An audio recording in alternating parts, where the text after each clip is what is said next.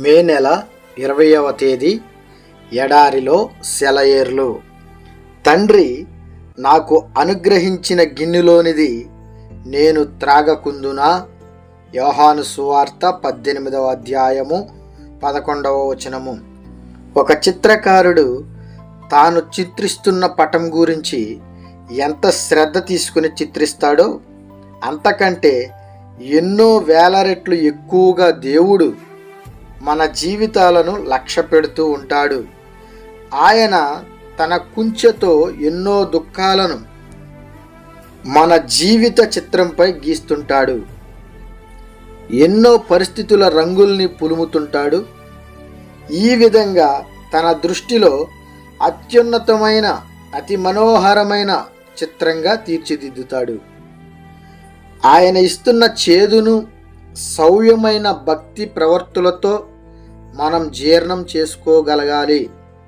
కానీ ఈ పాత్రను మనం పక్కకి నెట్టేసినట్టయితే, ఈ తలంపులను నోరు నొక్కేసి తొక్కిపట్టి ఉంచినట్టయితే మన ఆత్మకు మరెన్నటికీ నయం కాని గొప్ప గాయం అవుతుంది. ఈ చేదును మనకి త్రాగనివ్వడంలో దేవుని ప్రేమ ఎంత అంతులేనిదో ఎవరు గ్రహించరు.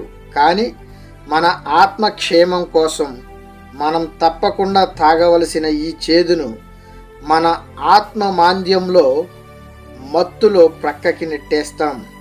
ఆ పైన అయ్యో ప్రభు, నేను ఎండిపోయాను, నాలో చీకటి నిండింది అంటూ మనం దేవునిపై ఫిర్యాదులు చేస్తాము. నా ప్రియమైన పిల్లలారా, బాధకి మీ హృదయాల్లో చోటివ్వండి. మీ హృదయం అంతా భక్తి పార్వశ్యాలతో నిండి ఉండడం కంటే వేదనలు నిండి ఉండడమే ఎక్కువ ఆత్మీయాభివృద్ధికి మూలం. దేవా, బాధని తొలగించు, ఆక్రోశించాడు మనిషి.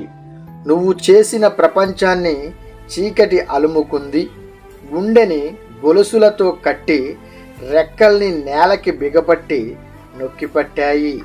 ఈ ఇక్కట్లు నువ్వు చేసిన ప్రపంచాన్ని బాధల నుండి విడిపించు. బాధను రూపుమాపమంటావా? గంభీరంగా పలికాడు దేవుడు.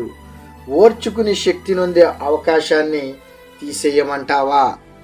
దేవుడి కొద్ది మంచి మాటలను మన హృదయంలో భద్రపరిచి వాక్యానుసారముగా దేవునికి ఇష్టమైన జీవితం జీవించులాగున ఆయన కృపలో మనల్ని బలపరిచి భద్రపరిచి స్థిరపరిచి దీవించి ఆశీర్వదించునుగాక.